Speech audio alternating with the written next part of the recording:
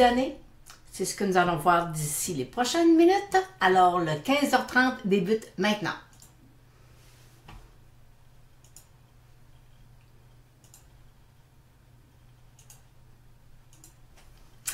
Bonjour, je vous souhaite une très belle année, on va avoir de beaux succès, ça devrait être une très bonne année parce que présentement, je vous dis, il n'y a pas grand chose de négatif pour l'instant, là, ça va super bien. Alors, mais avant de débuter, j'aimerais faire un petit suivi pour certaines choses. Alors, pour les clients d'Analystech qui sont dans le groupe technique de base, demain, vous allez avoir un suivi, vous allez avoir une pratique avec Link qui va être mis sur le site là, des formations. Ensuite, pour le groupe qui était dans le Saint Graal, allez voir, vous avez des titres qui vous attendent là avec un potentiel quand même très intéressant. Pour les clients d'Analystech, vous avez aussi beaucoup de titres qui, depuis 2 jours, là, qui sont là et on a des petits Saint Graal, là, ça bouge présentement. Ensuite, pour le groupe qui sont dans le groupe Options et Point and Figure, alors je vous annonce que mercredi et vendredi, c'est l'enregistrement du cours de la technique Point and Figure. Alors la semaine prochaine, on devrait là, commencer à exploiter là, cette nouvelle technique qui est, selon moi, la technique suprême là, pour lorsqu'on veut bien performer là, dans le marché boursier. C'est une super de belle technique. Ensuite, j'avais aussi là, les clients qui étaient dans, je vous ai fait une vidéo sur le type de cathédrale énergie, puis je vous disais que je ne vous en reparlerai pas dans mon Facebook Live. Alors ce que je vous annonce que je vais faire une mise à jour ce soir, alors il va être disponible, vous allez recevoir un courriel qui va vous aviser que vous allez avoir ma petite pensée, là, techniquement parlant, qu'est-ce qui se passe présentement sur cathédrale énergie. Alors, j'ai fait là le petit survol là, que je voulais faire pour vous tous. Alors, allons voir maintenant les marchés, qu'est-ce que le marché nous offre présentement. Vous savez, on a un nouveau haut d'année sur le Dow Jones, sur le TSX. Alors, ça va super bien. Écoutez, et là, je recommence l'année quasiment en me répétant, là. Et regardez, le Dow Jones, on peut-tu demander quelque chose de mieux que ça? Possiblement que non. Moyenne mobile 200 jours haussière, les 8,34 haussières aussi. On est le seul point négatif, on est en surachat. Bon, alors, par contre, je lisais certains analystes américains qui mentionnaient que avec tout l'impact fiscal là, de décembre, là, il y a beaucoup d'entreprises, il y a beaucoup de clients aussi qui n'ont pas fait de vente, qui ont reporté le vente en 2018. Alors, qu'est-ce que ça va avoir? Mais pour l'instant, je vais vous dire, ça va super bien. Pour certaines compagnies canadiennes, c'est un avantage fiscal là, au niveau des revenus. Les banques, on commence à voir qu'il y en a qui vont que c'est un petit peu plus difficile, mais c'est juste temporaire. Apparemment que ça va se raplomber là, d'ici les 2 prochains trimestres. En tout cas, mais voyez-vous, on va les prendre un à la fois. On ne sait pas trop comment ça va fonctionner. Alors, allons voir. On est sur le marché canadien. On va aller voir. On est obligé de parler de l'or. Hein, et là, ben, l'or a traversé le 1300. Et présentement, ben, le 1300, voyez-vous, c'est le 1310 que j'ai un support. Alors, pour l'instant, c'est ce qu'il faut regarder pour l'instant. Puis, je vais vous dire, les titres d'or, même si l'or a monté, les titres d'or, là, sont pas à leur sommet. On va aller voir maintenant le pétrole. Et là, je vous dis, aujourd'hui, on parle un peu de pétrole, mais jeudi, on va y aller un peu plus en profondeur parce que c'est un secteur qu'il faut surveiller. C'est un secteur qu'on a bien fait. Vous savez, j'étais haussière sur le pétrole et je le suis toujours. Alors, et là, voyez-vous, aujourd'hui, il a touché le 63 $ le baril. J'ai un sommet je pense, en 2015 qui avait touché 62,58, si ma mémoire est bonne. Et alors, c'est ça. Fait que là, pour l'instant, c'était la résistance qu'il y avait. Puis, il va vous dire, il passe facile, très, très, très facilement. Mais, alors, vous savez, j'ai, moi, ma cible, technique point and figure, j'ai une hausse. Moi, c'est 70 $, 70, 72, je pense, à peu près, le baril. Mais regardez, Regardez l'autre. Et là, on a, ça c'est sur un graphique en semaine, avec un graphique un peu plus à long terme. On a une tête-épaule. Puis, alors si il a percé sa ligne de cou, et à ce moment-là, on devrait toucher là, entre 85 88 $ le baril. Alors, ça serait les hausses. Et on a, vous savez, plein de titres qui ont des... Avec la technique point de figure, on est capable d'aller calculer le potentiel haussier. Alors, fait que c'est un super de beau secteur qu'il faut être présent. Alors, fait que c'est jeudi, on va en parler un peu plus parce que là, j'avais plein de questions pour les gens. Alors je vais... mais jeudi, on va faire quelque chose d'intéressant sur le pétrole parce qu'il y a de super de beaux titres. Il y a des titres aussi pour pas cher en eau profonde, là, mais il y en a qui sont déjà partis, puis qui... c'est... On va voir ça un peu plus en profondeur jeudi. Alors, le TSX, je vais me tasser. Le TSX, voyez-vous, nouveau sommet, petite faiblesse aujourd'hui. Là, on est présentement, le TSX est en hausse de 17 points à 16 334. Bon, alors, très beau. Vous voyez, moyenne mobile 200 jours aller haussière. Écoutez, il n'y a rien à dire. Si mon pétrole poursuit, puis que mon or bouge pas trop à la baisse, là, ben, on va continuer à voguer vers des nouveaux sommets. Ensuite, un secteur qui a bien fait, et là, je pense que c'est le secteur de la finance, ok, qui a été, depuis septembre, on a eu une poussée, là c'est un petit peu plus difficile, et là, et ce qu'on voit dans les commentaires des analystes, c'est peut-être c'est pas des pertes, là, mais il va y avoir des moins de revenus là, à cause du pacte fiscal aux États-Unis. Bon, alors, et là, présentement, voyez-vous, on est dans un couloir latéral, et même une mobile de 100 jours aller haussière. Fait que, puis, écoutez, ils font de l'argent, il y a pas, c'est pas dramatique, sauf que la croissance, pas seulement des bénéfices, sera peut-être moindre. Elle va toujours être là. Les bénéfices vont toujours être là, mais il va peut-être avoir un petit peu plus une croissance un peu plus lente, là. C'est peut-être 1% de moins par trimestre. Alors, j'ai Françoise qui me demandait, Lynn, est-ce que la Banque Nouvelle-Écosse, c'est un achat? Alors, écoutez, Françoise, moi, j'avais une cible objectif à 90 $ a été touchée. Alors, voyez-vous, là, je vous ai mis en rouge, là, on a vraiment un très beau support en rouge, et si jamais il perçait, ben, écoutez, je pense pas que ça soit un achat présentement. Parce que regardez, ma moyenne mobile de 100 jours, elle commence à vouloir s'aplatir. Alors, c'est peut-être une des banques là, qui est un peu plus sur faiblesse.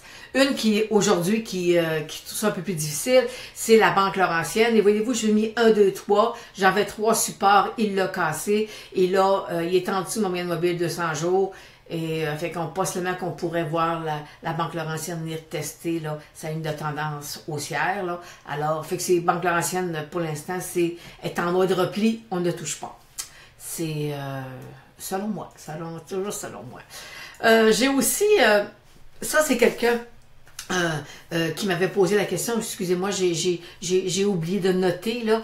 C'était le titre de AGF. Il me demandait j'étais haussière. Oui, j'étais haussière, parce que voyez-vous, je vous ai marqué objectif. L'objectif a été atteint, j'avais une tête-épaule inversée, et l'objectif a été touché. Par contre, on avait un beau gap à fermer, et il veut pas y aller. OK, alors, fait que présentement, là, le gap, il veut pas aller fermer, son gap. Alors, fait que présentement, il est en train de vouloir redescendre et, fait que ça devient un petit peu plus, on voit qu'aujourd'hui encore, il baisse, là, et ça fait que, je vous dis, moi, faites attention, touchez pas, pour l'instant, là, restez à l'écart. Il va venir tester sa mobile 200 jours et après ça, on va voir jusqu'où ça pourrait aller. Un autre titre, oh oui, le beau secteur. Le beau secteur, écoutez, que j'étais haussière sur le secteur. Puis, regardez, là, techniquement parlant, tout était là. J'ai ma moyenne mobile 200 jours, le secteur a passé. J'ai du volume énormément sur le secteur. Puis, j'avais un objectif à 100 $ sur le secteur de la santé. Il a été touché, on a même dépassé de 15%. Alors, c'est un super de beau secteur. c'est sûr que c'est le secteur du cannabis qui lui donne des ailes. Il y a deux titres qui ont bien fait là, dans le secteur de la santé. Je vous parle pas de Prométhique Live parce qu'il est pas dans les performants là. Mais écoutez, mais avant j'ai eu un petit titre. Écoutez, j'oublie le nom, c'est APS. C'est l'ancien Lorus. C'est un titre dans la santé et on avait un point d'entrée à 1,50 $, on a l'objectif à 3 $, objectif atteint. Mais voyez-vous, de mai, ça veut dire que ça prend quand même quelques mois là, pour faire un doublé. Alors, c'était un titre qui montait tranquillement. Alors, le titre qui a bien fait, un des titres qui a bien fait, c'est le titre de Valéane. Valéane, et voyez-vous, moi j'ai un point d'arrêt à 29,50 $ et présentement il est là. Alors, et si je regardais, voyez-vous, j'aurais une petite divergence au niveau de mon stochastique, mais c'est pas le meilleur indicateur pour nous indiquer les divergences. Alors, fait que possiblement là que, écoute, c'est un titre qui a bien fait, t'es malmené là, et là on va peut-être avoir une accumulation avec qui puisse repartir. Alors, fait que c'est un titre que Valéane a bien fait parce que, je peux vous dire qu'en 2016 ça n'a pas été le cas. Alors, en 2007, il a très bien fait. Un autre titre qui est, voyez-vous là, ça c'est vraiment l'apothéose, c'est dans le cannabis et le symbole c'est WED, W-E-E-D, Canopy Growth. Bon, écoutez, là c'est pas une mise en garde que je veux vous faire, mais je veux juste vous parler un peu de risque. Alors, ce que je veux vous mentionner, c'est que je vous ai marqué variation de 28% et 14%. Écoutez, dans une journée, il y a une variation de 28%, il ferme, alors c'est énorme. Une autre, 3-4 jours après, il y a une variation de 14% à la baisse. Écoutez, c'est quand même, c'est énorme, là. Ça veut dire qu'il y a beaucoup de volatilité. Présentement, le titre se transige à 43 fois les bénéfices de dans 2 ans. Bon, alors, pour vous dire qu'ils ne font pas d'argent présentement, ils sont à perte. Et il ne faut pas oublier, par contre, ce titre-là a été regroupé 5 pour 1. Alors, fait qu'on voit à 40 pièces, ça veut dire que ce titre-là, s'il n'a pas été regroupé, au marché, il serait à 8 $. Mais, puis il y a quand même presque 200 millions d'actions en circulation, là, de mémoire. Mais une capitalisation boursière, c'est plus grande que Bombardier. Alors, c'est assez surprenant, c'est pour une compagnie qui fait pas d'argent, mais Bombardier non plus en fait pas. Fait que c'est pas en tout cas, fait que voyez-vous, c'est des titres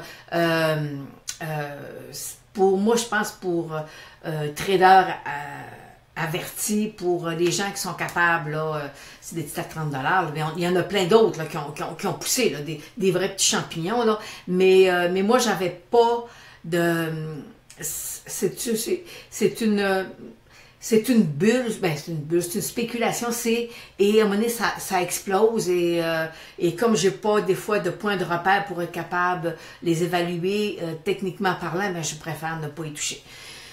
Et il y a aussi mon cœur de mère je me dis légaliser le cannabis, mais c'est pas dans mon champ d'activité.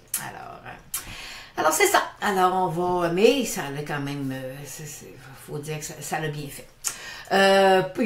J'ai Françoise qui me demandait, Lynn, est-ce que BRP, est-ce que c'est un point d'entrée? Bon, écoutez, moi, la moyenne mobile 200 jours, elle est haussière. Si vous voyez le volume qui apparaît puis qui perd son sommet, à ce moment-là, vous peut-être aller chercher là, un 5 à 10%, mais encore là, ça vous prend du volume. Et le volume, présentement, n'est pas là. Puis vous savez, peu importe ce que vous achetez sur le marché boursier, quand un titre perce une moyenne mobile, quand un titre perce une résistance, vous avez besoin de volume. Ça fait que moi, souvent, je vais dire, bon, point d'entrée à 2,50 $, exemple. S'il n'y a pas de volume, là, vous oubliez mon point d'entrée. Ça prend du volume, c'est le nerf de la guerre, le volume sur un titre boursier. Et là, forcément, oui, je vais vous parler de Bombardier. Alors, écoutez, Bombardier, présentement, il est revenu en bas de 3 $. Et là, il teste le 2,75 $. C'est un bon support parce que c'est une résistance qui a passé. Alors, et là, ma moyenne mobile de ce jour, voyez-vous, ça aplatit.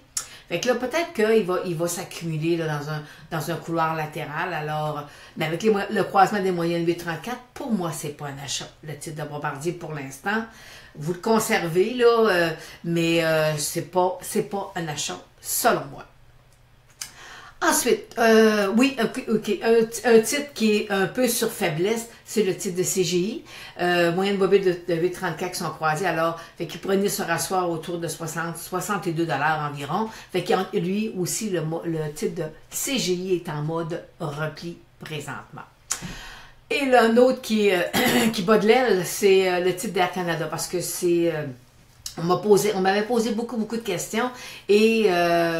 vous savez, moi, dans mon ancienne vie, on a subi la faillite de Air Canada et là, présentement, ben, après 2 faillites, ils ont encore un ratio d'endettement de 90%. Alors, moi, je suis pas haussière dessus. C'est un titre qui a bien fait, par contre, là, mais moi, j'ai pas, je l'ai pas suivi.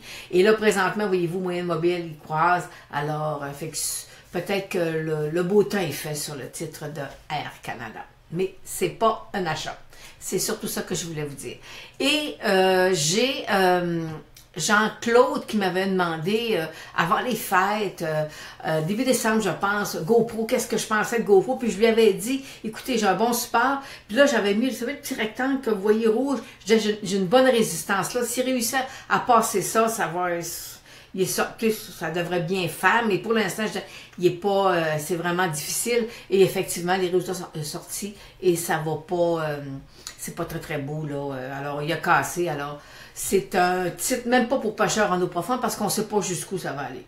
Fait que pour l'instant, moi, c'est un titre que je ne touche pas pour l'instant sur le titre de GoPro.